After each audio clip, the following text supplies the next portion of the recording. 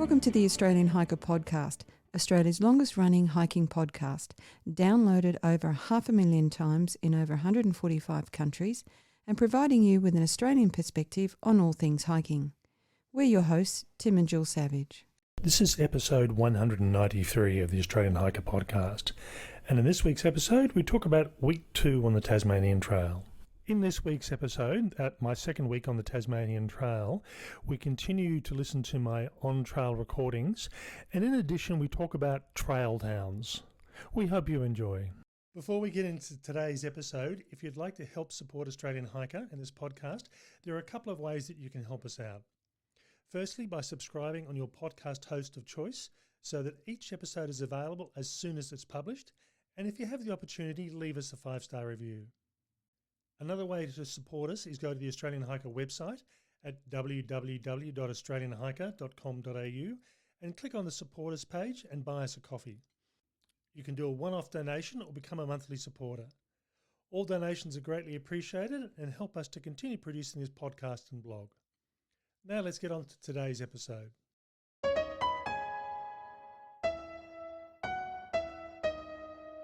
It's 9:10 on Thursday the 5th of August, day 7 of my trip on the Tasmanian Trail. I'm just checking out of my hotel in Deloraine and I'm getting a lift down to Ouse to continue on my trip.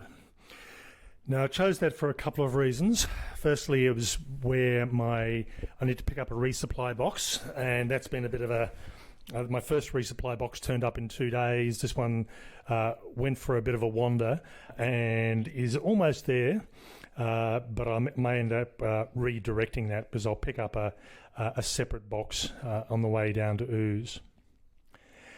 I've gone through and redone the scheduling. I've based it on 20 kilometres a day rather than the sort of 25, 26 kilometres a day that I'd originally planned.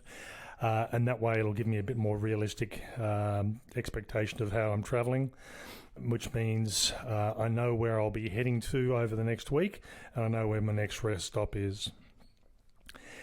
I should, being the operative word, have plenty of time to finish this trip in Dover, and then come back if I have the opportunity to complete some or all of the remaining section, which is across the Central Plateau area. But really that's going to be dependent on weather conditions and time available, and I won't know that until I finish off. When I get down there, realistically I'll get down to Ouse probably around about midday.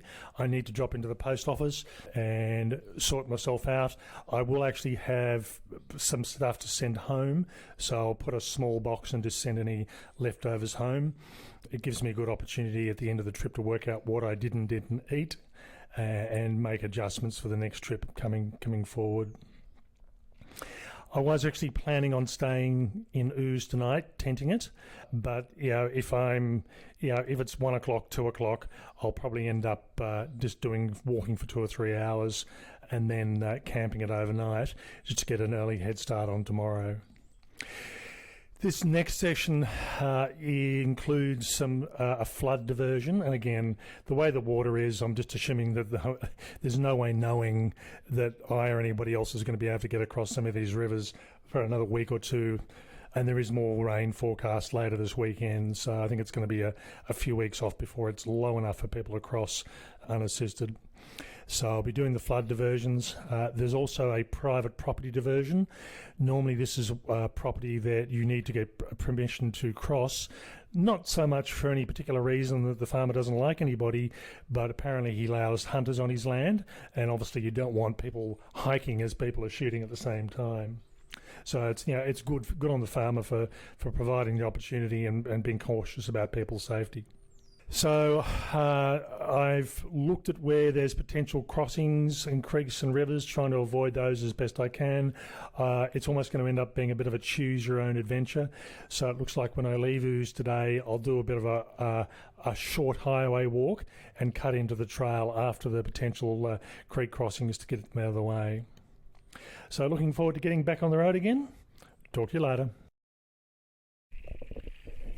It's 6:50 on the 5th of August. on my Tasmanian trail trip, and I'm here in my tent, and as soon as I finish this recording it's time to go to bed. I left Deloraine this morning, travelling down to Ouse, so I skipped the Central Highlands section of this trail, and it was interesting actually. I spent most of the morning. I left Deloraine at around about 9:30 and got into Ouse at around about 1 o'clock, and it was an interesting trip because Paul, who kindly offered to ferry me down, picked me up and took me the route that I would have walked, or as far as possible I would have walked, and it was interesting to see what the section was like that I would have missed.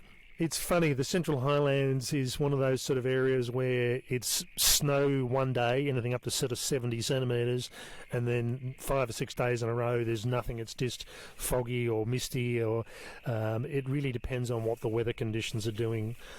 And really the southern part of Australia, southern New South Wales, Victoria, into Tasmania, is getting a lot of rain at the moment and has done over the last few weeks. Now, that's the good thing about that is it sort of melts the snow if there's anything around.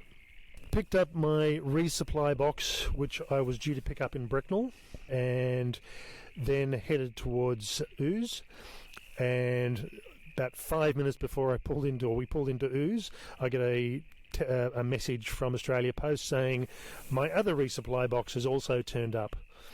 And originally it had gone astray and was going to be delivered sometime next week, and it ended up only taking 2 days from Canberra. I must admit, Australia Post has been pretty good. Yes, I paid for express post, but realistically, even if you live in the state you're working in or walking in, it's so much easier to just stick a box in the post, providing there's a post office there somewhere to actually collect at the other end. And I know people will often do a drive up and along the trail and drop boxes as they go. But in all honesty, the cost of Australia Post, the time they take, it's actually cheaper to send in most cases through a series of boxes than it would be to actually drive them up.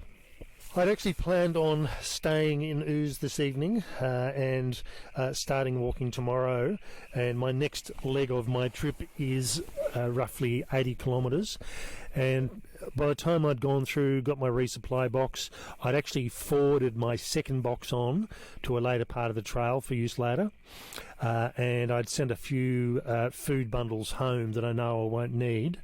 And I do that not because I'm particularly attached to the food, but I'd like to weigh what I don't eat, and that way it allows me to give me a good indication of what's being used and what isn't. It allows me to sort of work out next time I do a trip what I need to leave off and what I don't need to leave off. I'm finding that I'm not as hungry as I typically have been, and that's because the weather, I think, is cooler. When it's hotter, strangely enough, I feel like eating more.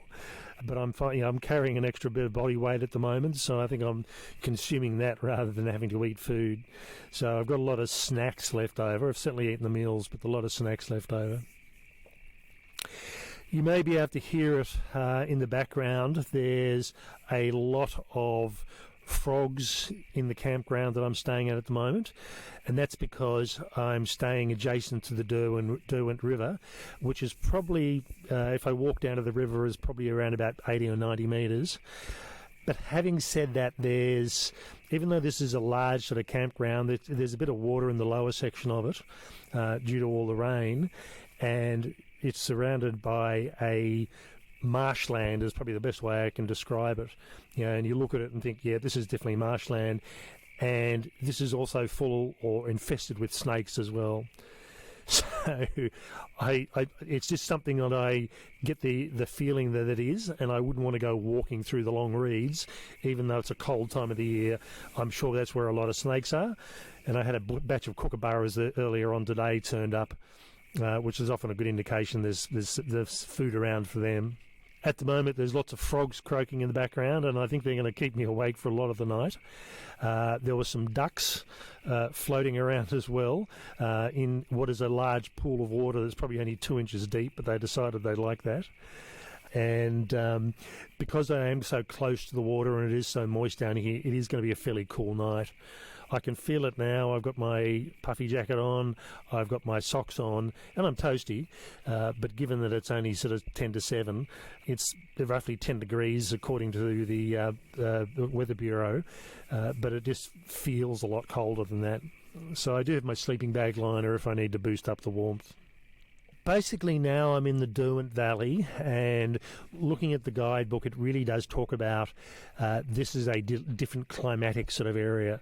So it's apparently it's poorer soils than the northern area I've come from. The rainfall isn't as heavy, and certainly looking at the weather map, they were talking about rain over the next few days, or 4 or 5 days, and it doesn't seem to be reflected in the area that I'm in.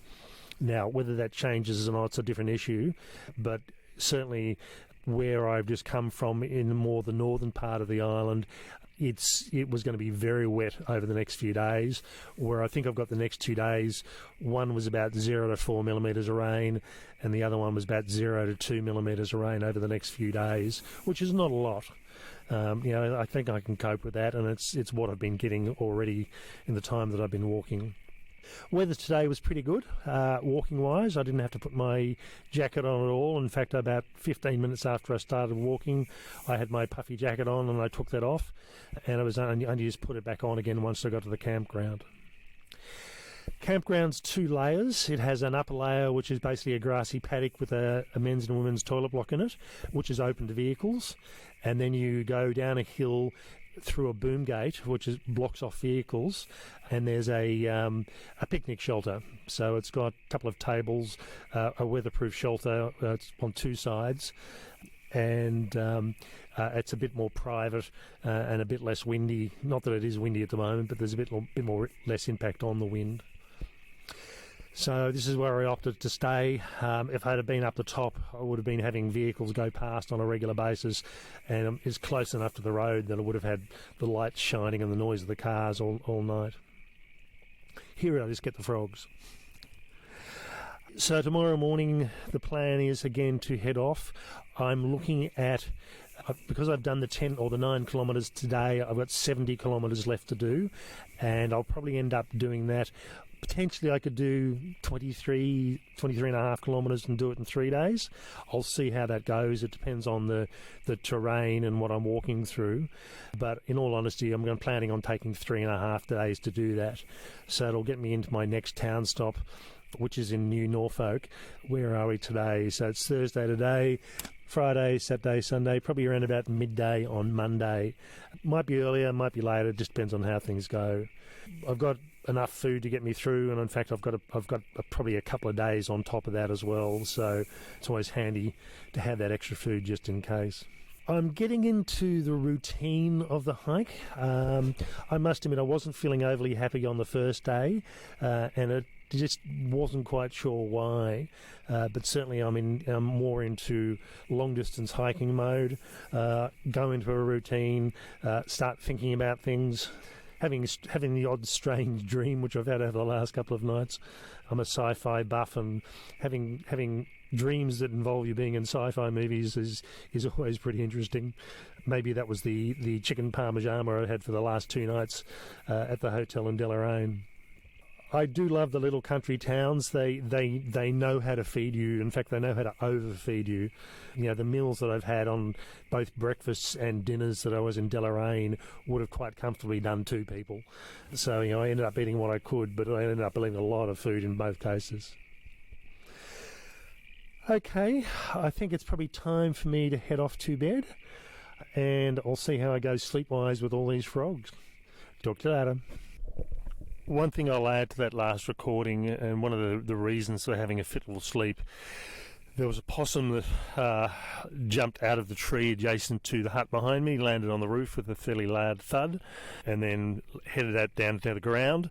So I was having a look to see what was available inside the shelter to eat, and wasn't really that far from the tent, probably only around about 10 metres away. Obviously not used to people that much that was willing to come over, but possums are aware there's food around, so all I could think of was this thing's going to come over and try and get into my tent for the food.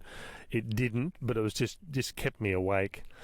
I had at one stage, it did come close-ish, and it almost sounded like it was snoring, whether it was trying to repeat what I was doing. But it was just not that far from the tent, obviously curious to see what was there. So that sort of did keep me awake for a little while.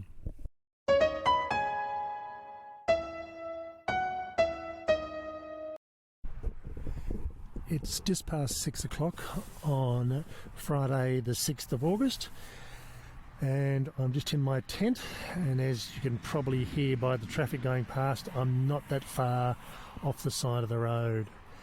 Today was the biggest distance-wise that I've covered, 22 kilometres, and probably the hardest day that I've had as well. Started out okay. It took me until about 8 o'clock to get away because I needed to retape my feet, and that always takes me around about 25 minutes to do. And then walking along, I was doing the diversions that were set out in the trail guide, but I also added an additional diversion, because if I had have gone back onto the track again when I had the opportunity, I would have had to ford a river, and I passed that river later on this afternoon on a bridge, and there was just no way knowing I would have gotten across it without swimming and getting everything wet, including me totally. So that's really what's happening at the moment. It's almost as I mentioned on one of the posts, to choose your own adventure, because if I choose to follow the designated route and have to do river fording, it's just not viable at the moment, because the rivers really are up all the way through this part of the trail, from north right the way through to the south. Supposed to get rain over the next couple of days, but it's supposed to be light rain, but we'll see what happens there. But so far, most of today was spent walking along highways, and I had a lot of uphills and a lot of downhills. And around about mid-morning, I had some horrendous winds. I had a headwind walking up a steep hill with not just gusts, constant wind at about 60 to 70 kilometres an hour, so I wasn't really moving very fast. Then I sort of crested the hill, and then they had the wind blowing across the road, and then going downhill it changed again, and I had a tailwind, which sounds like a good idea, but when you're trying to keep your balance and you're being blown from behind, it's actually a bit harder than you think it might be. So a light tailwind's good, but not a really strong tailwind. I put a post on social media just to show you what the wind was like. And there were trees on one side and it was open on the other side, and that's where the wind was coming from. And just shortly after I did that recording, the wind gusts got up to around about 80 kilometres an hour. I'm reasonably good with guessing wind speeds and spatial dimensions. I've spent a lot of time in the ocean over the years, and can judge winds very well, as I can judge them on land also. So it was pretty horrendous. Once I got out of the high area and down into the trees, it was a lot better. The wind, while it was stood around, and you can possibly hear the wind blowing now, it made a big difference once I had good solid trees on both sides of the road. Went through a couple of towns this morning. Went through Ellendale, which is a fairly small town, and that was a post office combined with a little store, and they did coffees as well, but it was pretty tiny. But at least it was an opportunity to stop and have a drink and grab something to eat. Then I went through Westaway, and I'm just camped just south of Westaway now. And with Westaway, I just topped up my water. I was hoping to do it from some of the rivers, but again, it was just really hard to actually get down to them because they were often fenced off on private property, and the bridges wouldn't allow me to get to them. So I ended up doing 22 kilometres, which is my biggest day. So between the wind making it really difficult to walk and the distance, I'm really buggered at the moment. Had my drink, my protein drink, had my hot chocolate, cooked my dinner, and had very little of it because I'm just so tired. I just really want to go to sleep. So I only probably ate about a quarter of it if I'm lucky. One thing with travelling on the roads is it does shorten the distance, because really the roads, to a great extent, are almost like a shortest distance between 2 points. So had I followed the track, it would have been approximately 79 kilometres, and it would have got me into New Norfolk around about Monday afternoon, whereas now I'm likely to get into New Norfolk Sunday, probably around about midday. So probably more, 25, 26 hours difference in time. I've got a total of 29, or in fact 28 kilometres left to go. Potentially I could do that in one day. It'd be a long day. It would be a really draining sort of day. So I'm likely to end up doing 20 kilometres tomorrow, stop around about 8 kilometres short of New Norfolk, and then the next day I'll have a very short sort of day, 2.5, 3 hours tops to get into town. If I get away at sort of 7:30 or even 8, it'll get me there around about 11 o'clock. So time to head to hotel, check in, grab some lunch and pick up my drop box and work out what food that I actually need. Looking at the map for the remainder of the trip, I've got more of the same, where there are some river crossings that I'm really dubious about, based on the fact that every other river crossing I've looked at would have best been impassable. So I may well end up doing diversions over and above what's already in the book. Now, am I doing the Tasmanian Trail? Yes, I am, but I am going off track, and I think realistically there is no other option. As I said, I would have had to swim some of the rivers to get across them, and getting me drenched, and even though I could probably keep my pack dry, I'm a bit dubious about how dry I could keep it. And then I'd end up having to dry myself down, get into a tent and try and warm myself up, particularly in the cooler time of the year.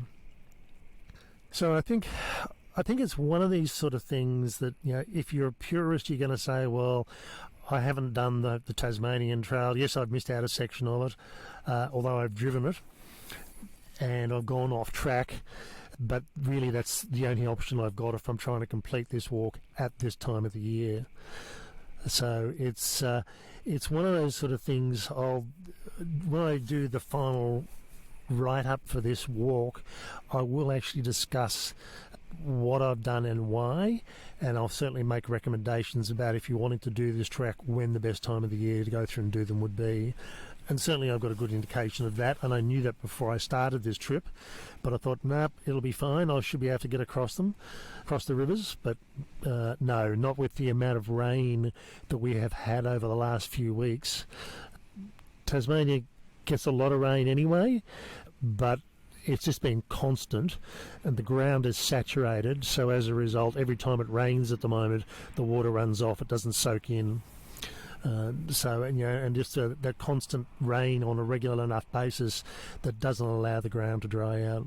So I've just pulled off, or I'm just over the fence into a forestry area just south of Westerly, and basically there's an old disused rail track, and it is disused. It's pretty obvious that it's disused, and I'm about 10 metres away from the rail track anyway, but probably around about, I'd say, 25 metres from the road. I was visible when it was still light, but certainly now when it's pretty much dark, people aren't going to be able to see me as they're driving down the road. There's just the height of the tent and it's behind greenery, but when it was daylight it was pretty obvious.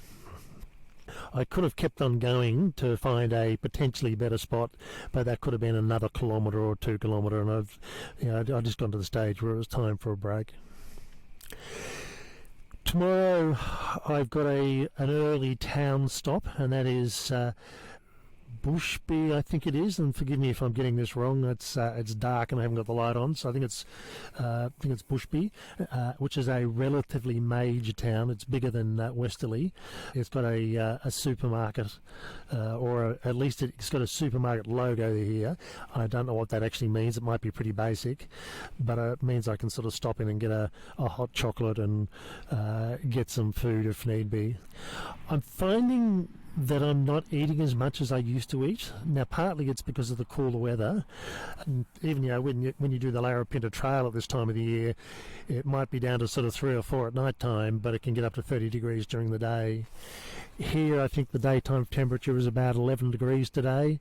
Night time's probably around about 5. That's fine. I'm comfortable with that. My gear's comfortable with that.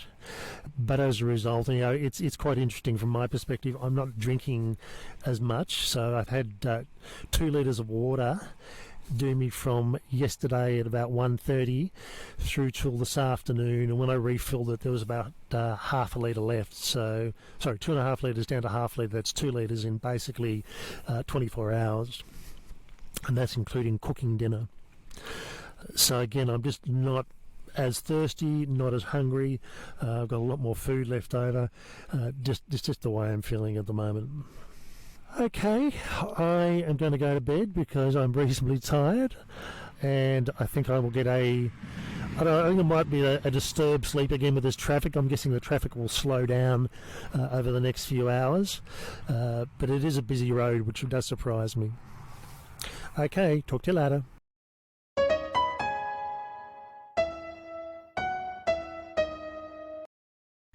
It's just before 7 o'clock on a Saturday the 7th of August, and I'm here in my tent. I've just done social media for this morning, and I'm just about to get out and have a loo break and then pack up and head off. Not too bad a night's sleep last night. Surprisingly enough, there were more frogs again, and I don't know where. I'm in the middle of or on the edge of a pine plantation that's been pretty much cut for about half a kilometre in either direction, and there are some small puddles of water, but I was just thinking, where are these frogs finding somewhere to live? But obviously they are. Had a fairly good batches of sleep, but fitful sleep. Woke up probably about 9 o'clock, had a light snack, and then went back to bed again, and then sort of woke up about 3 o'clock, so that was a pretty good sleep for me. I just talked to my wife Jill, and she was saying in Canberra the apparent temperature is -6, where I am at the moment, and it's reading. She was reading it from New Norfolk.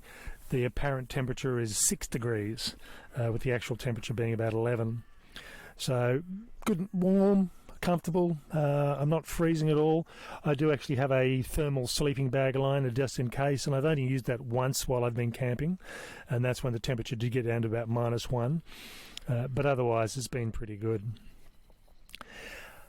All right, I will pack up, and then I'm heading off to Bushy Park is my first stop, and that will take me, I've got about, as far as I can tell, around about 9 to 10 kilometres to get there, so that's around about 2 to 3 hours, probably closer to 3, I think, depending on, there is a bit of wind outside still, so roughly 3 hours, and that'll get me there for I won't say an early lunch, but a late morning tea / lunchish, and before I head off further down the track. In total, I've got 29 kilometres today and tomorrow to get me to New Norfolk. The plan is to do approximately 20 kilometres today, or as close as I can to it, giving me a fairly short day tomorrow of 10 kilometres or less, which will get me into New Norfolk again around about 11 o'clock in the morning. It means I can take advantage of a hotel room, pick up my resupply box, get organised in relation to what I do and don't need for the remainder of the trip, and send stuff back home again. And most importantly, buy a new pair of glasses, because I'm a bit blind at the moment. It makes it very hard to do social media posts. Okay, talk to you later.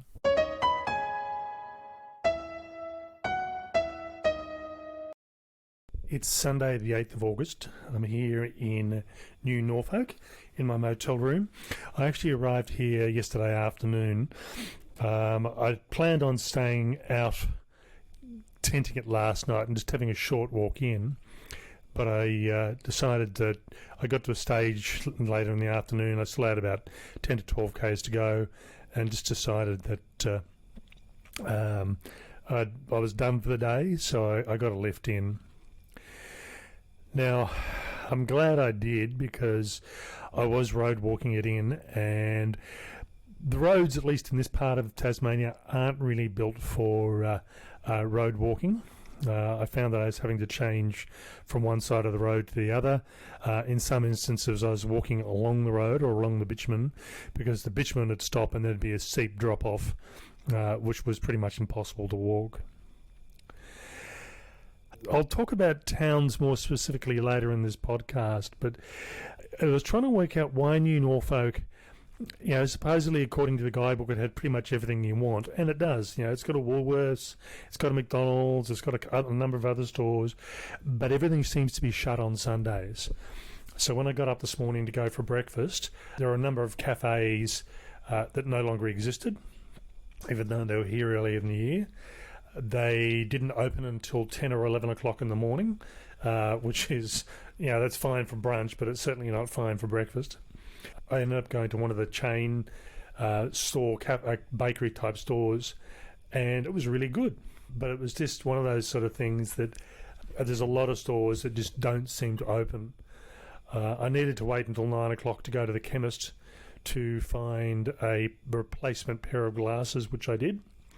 And then I came back to the hotel room, had a bit of a snooze, looked at what was going on in relation to COVID.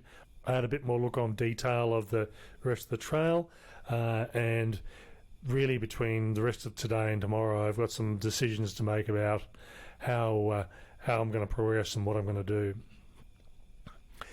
But yeah, New Norfolk's quite a nice little town, but as I said, not really geared for tourists, and it occurred to me why that was, because really we're only 35 kilometres from Hobart at this stage. So I think, if a lot of people, if you're going to be heading towards Hobart, you're unlikely to stop 35 kilometres to get a hotel.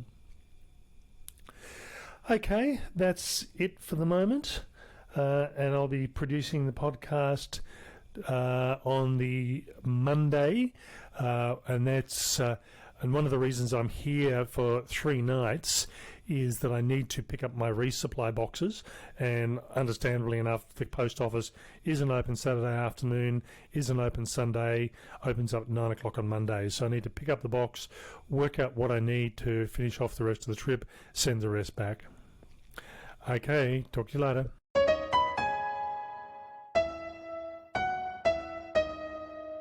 In this next segment of this podcast episode, I just wanted to talk about the trail map and the towns along the trail. The Tasmanian Trail Association fund themselves by charging for membership, which includes access to the map and access to the GPX file. And while you'd probably be able to pick up the GPX files online quite easily, the map's going to be a really bit of a hard thing to sort of try and pick out. And for the sake of what amounts to $80 a year, I think it's really worthwhile, and it does support an association that's trying to provide a resource for us as hikers, walkers and recreational users. One comment I would make on the map is that it talks about trail towns and it talks about shopping. So looking at the map of Tasmania at the moment, really this trail starts in Devonport, goes through to Latrobe, Sheffield, Deloraine, Bracknell, Miena, Bronte Park, Ouse. It sort of bypasses Hamilton and Deloraine, New Norfolk, Judbury, Geeveston, and then Dover in the south. And as I mentioned, there's probably a number of other trail towns that are fairly close by, an issue to say, well, I'll just whip off the trail to go into a particular town. Starting north, Devonport. I've never actually been to Devonport before this trip. Devonport's a reasonably large sort of town, lots of hotel options, lots of choices. And my choice in choosing the accommodation when I arrived was really based on how close can I get to the trailhead And I was also thinking along the lines that I needed to pick up gas for my stove the following morning, so I wanted to be somewhere relatively close. So lots of choices, lots of options, lots of shops, and you really could resupply and restock. Having said that, though, it's like anything. The store's open at 9 o'clock, and if you want to start a bit earlier than that, you're probably better off bringing stuff with you. Or in my case, I actually picked up gas in town when I was in Hobart. From there, we go to Latrobe, which is around about 8 kilometres away. Now, Latrobe's not a particularly big town, but it does have an IGA supermarket. It does have a number of cafes and pubs, and it also has a number of accommodation options. Although from my perspective, I couldn't work out why I couldn't book into the caravan park. It didn't seem to have anything on offer for about a week or so. And it wasn't until I walked through that particular town that I realised that they're doing an off-season refurbishment and clean-up, and that it didn't open until I think it was approximately the 10th of August. So that would explain why I was having a bit of problems there. But it's a good little town. The IGA is a reasonable sized supermarket. Good place to stop for lunch, which is where I did. And I'd originally intend on only doing 10 kilometres that day, but ended up doing 20 kilometres and camping along the way. Now, the next town is Sheffield, and I just decided I wanted an overnight stay in a hotel.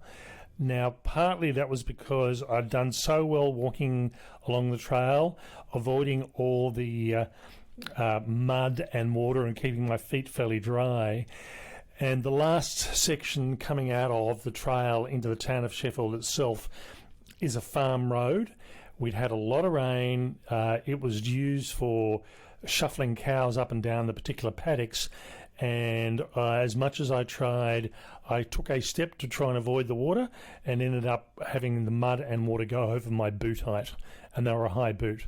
So I ended up getting the boot on the outside was wet, was fine, but I also ended up getting mud and cow poo and water inside that boot. So I thought I would prefer to have a night where I could actually let everything dry off. So I opted for a hotel stop there. Again, Sheffield's got a good lot of resources, lots of little restaurants, lots of cafes, supermarkets, and a good option for resupply if that's what you feel like doing. Now, my next town that I stopped in was Deloraine. Now, Deloraine is around about 7 kilometres off the trail, so if you're a horse rider or a cyclist, probably not a big issue. In my case, I had to turn back because I couldn't cover or couldn't cross the Little Lobster rivulet. It was just too deep and too dangerous, and I wasn't willing to take the risk. I might have been perfectly fine, but it was just, from my perspective as a solo hiker, it was a bit of a risk. So I had to backtrack half a day to where I turned onto the access road, and then I'll be honest, I cheated and got a taxi into Deloraine, around about 7 or 8 kilometres. Now, Deloraine is a good-sized town. It's a good tourist town. The cafes and the pubs are excellent, and there's photos of the food from breakfast and lunch there. Typical country-type fare where there was enough food to feed 2 people in just about every meal I had, so I was leaving a lot of food by the end of it. But it's a nice little town. It was comfortable. It was enjoyable. I stayed in the Deloraine the Deloraine Hotel, and it was really lovely. You could walk downstairs and have lunch and or dinner. Breakfast you had to go out, and I ended up going to the Deloraine Deli, which was it was just spectacular. Deloraine. And a good indication here with Deloraine is it ranked a Woolworths supermarket. And I think that's the big thing. There's really probably 3 categories of what you would class as towns. Those that rank a Woolworths supermarket, or Coles possibly, but they've always been Woolworths as far as I can tell. Then you come down to IGAs, and then you come down to almost a little multi-purpose, very limited sort of resources. But Deloraine had just about everything you could possibly want, and a good place to stop for a break. From there, I skipped ahead and avoided the Central Plateau, but I had to stop in at Bracknell to pick up my drop box to resupply me for the next stage of my trip before heading on to Ouse. Now, Bracknell is one of these towns that fall into the 3rd category. the supermarket, come post office, come general store is all in one. Very limited resources. There's some stuff there that you can buy, but if you're planning on doing a resupply for 4 or 5 days, you would have very limited options. I skipped Miena and Bronte Park and then headed on to Ouse. Now, Ouse as a town is, again, one of the larger towns. Had an IGA, a good size one. Had the ability to resupply and restock if you need to, and had a good post office in it. And from my perspective, I posted ahead in relation to my food. Now, I was questioned on social media about why, if I'm going through towns, am I sending through resupply boxes? And I suppose I have a couple of reasons for doing that. If I had have done a bit more research and looked at exactly what size supermarkets and stores were there, potentially I could have bought stuff there. But I am really fussy with my food. There are things that I like and there are things that I don't like. And from my perspective, it's no good me buying food just because I need calories if I don't like it, because I know I will not eat it. I like particular types of dried fruit. I like dried nuts. I like particular types of muesli bars / chocolate bars. I like particular cereals for breakfast. So, I mean, potentially I could have, if you're not fussy with your food, you could almost resupply as you go. I've also gotten to the stage with my resupply where a lot of people I know will actually make their own dehydrated food. I, in all honesty, will do that from time to time, but I just find that my time is more important to me than the purchase price of freeze-dried food.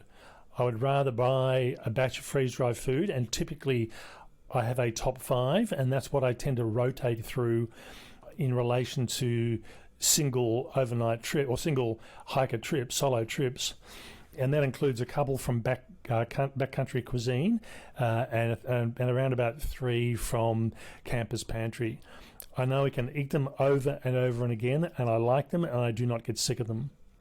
It's also, the quantity is quite good, and all I've got to do is just cook or boil water, and that suits me fine. If I have to get into town and buy food, I'm not into 2-minute noodles. I prefer not to have a cup of soup that often, and minimising weight. I don't want to have to take tins of tuna or sachets of tuna. I hate tuna, at least tin tuna anyway. Give me sashimi, give me cooked tuna, but put it in a tin, and it is just revolting. And it doesn't matter who makes it or whether it comes in freeze-dried, it just doesn't do anything for me, where Jill, my wife, loves it. So it's just one of those things, saying you could always eat tuna just doesn't work for me. So I'll talk a bit more about the post system in a moment, but moving along from there into New Norfolk, and that's where I am at the moment. New Norfolk is a relatively large town. It has a Woolworths, it's got a McDonald's, so again that's another level above. It's roughly around about 35 kilometres from Hobart, so it's pretty close to Hobart.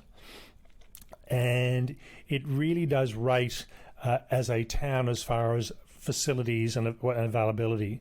So there's an outdoor store, which is mainly based on fishing and guns. But, if you need something from an outdoor perspective, you can pretty much pick up at least the basics, not necessarily the hiking and camping, but you can pick up the necessary things you need.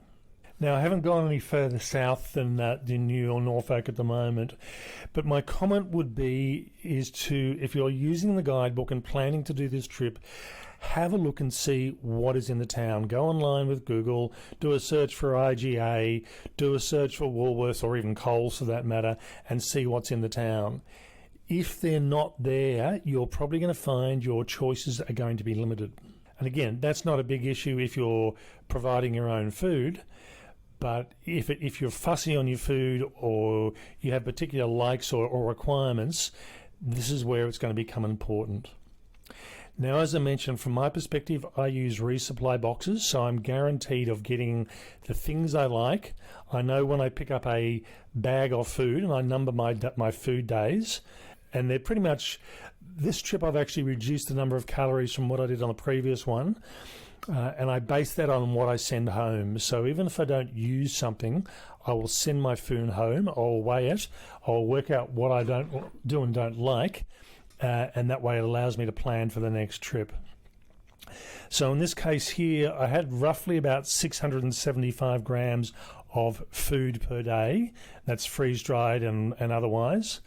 That includes things like a tin or a jar of peanut butter, which is probably the heaviest thing, but that will only last me for about a week. So that food pack in particular is the heavier one, but when you average it out over the trip, it's 675 grams per day. I just find, as I said, it's easy for me to put things in the post. And I have some people that talk about, I was looking at doing the Hyson Trail. And again, just because of the COVID restrictions, potentially I could have ended up doing it, but I didn't know that until the day I was supposed to be starting. And that was going to be cutting it really fine.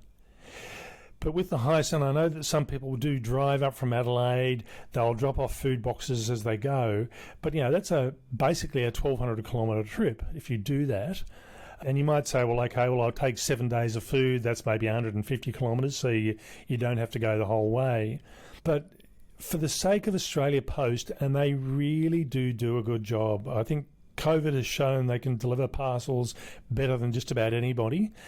And I had sent through I came through having my food for basically 5 to 6 days to start with. I carried that with me.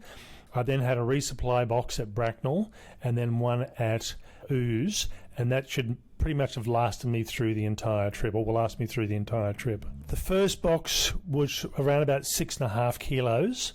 I had to pay for the box. I got an Australia Post box, and that cost $42 express post to send.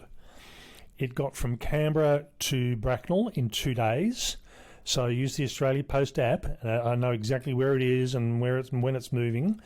And once it gets there, they will maintain it or keep it for you for 14 days. Now, I use Express Post because they're saying with COVID at the moment and the impacts of restrictions and border lockdowns, they are prioritising Express Post. And while I could have probably got away with using just standard post, it wasn't that much cheaper. So the first post, as I said, or first box was $42, and 2 days later, my box arrived in Bracknell. So I knew it was there, and I knew that I had 14 days to get there, which was fine. My second resupply box, we sent that around about 8 days after the first. From the app point of view, they sent it to the wrong location. They sent it to the southern parcel depot rather than the correct one, and originally they were saying it's not going to arrive until the 10th of August, and that would have been cutting it fine. But they got that back on track really quickly, and again it turned up in 2 days as well. One thing I'd really like to say here is I got to Bracknell, I used the food, I actually had some additional food left over, so I sent some of that back to Canberra. And then I travelled down to Ooze thinking, okay, that box is not going to get there for another 4 or 5 days at least. And 10 minutes before I pulled into Ooze, I got a message on the app saying the box had arrived. So I turned up at Ooze Post Office. I didn't need that box at the stage, so I had them send it back to Newport, which is where it had come through, and they didn't charge me for it because I just redirected it and didn't open it up. There was no charge. So that box was basically, I got a message later on that day. It was back there later on that afternoon, so I knew it was there and ready to go. I got to New Norfolk, and again, unfortunately, because I got to New Norfolk on Saturday afternoon, post office was closed, couldn't get there Sunday, and that's one of the disadvantages of using Australia Post. You've got to work with business hours. So I picked the box up this morning, which was Monday morning, and I said, look, I need to forward this box again. Not a problem. I hadn't opened it, so they re-forwarded it at no charge. And this surprised me. I've come fully prepared to have to pay an additional postage charge. And I know in the States they do a system called bounce boxes, whereas they'll let you forward it once without any cost. Australia Post don't seem to worry about, I don't know how many times they'll do it, but in this box in particular, it was forwarded a second time without any cost. So, it really isn't worth the effort of driving anywhere if you have to drive 200 or 300 or 400 kilometres to drop off a couple of boxes. In all honesty, it's just better using the post system. Now, the second box was more expensive. It was heavier. I don't know the weight because Jill posted that for me and she added some additional stuff in. But that was roughly closer to 10 kilos and cost around about $80. So for the sake of $80 plus $122 in postage, you could not drive the distance, the wear and tear on your car and the fuel and your time that the postage system would allow. So it is a really good system. I'll go through and put it in detail in the trail write-up, explaining exactly how it works, because it really is well worth using. Now, just to finish off this podcast, I'm still in a bit of a quandary about where I head to from here, and this is a decision point that I've got to finalise this afternoon. Do I continue on and head down to Dover, which is approximately 100 kilometres or 5 days? Do I do another section and stop early? Do I pull the pin? And these are all options I've got to consider. The reason for that is I've been following the news on code. It seems to be getting worse, and my issue is because I'm in Tasmania and because I need to be able to fly back to Canberra, if there's a major outbreak, the major airlines will pull the pin, and Link Airways, which is the one that takes you directly back to Canberra, may actually pull the pin on their flights as well. They haven't done so, but it is a risk. And from my perspective, I'm not in the situation where I can not go back to work on the due date. It's just not a possibility. So I need to turn up.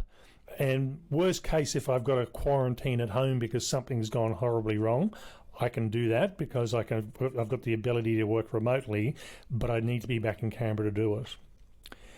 The other issue is, as well, is if something happens in Tasmania and I'm required to self-isolate for 14 days, or the ACT change their requirements and say I'm required to isolate for 14 days, it means my wife Jill also has to isolate for 14 days, and she is not really in a situation at the moment to be able to do that either. So, as I said, my choices are to head on for a part of it, head on to complete, or to pull the pin, and that's what I've got to decide over the next half a day and work out exactly what I'm going to be doing from here. Okay, so I hope you've enjoyed this week's episode. Next week we'll continue on and work out the rest of the logistics for the trail. I'll talk more in detail about the trail and my ultimate decision on what I ended up doing.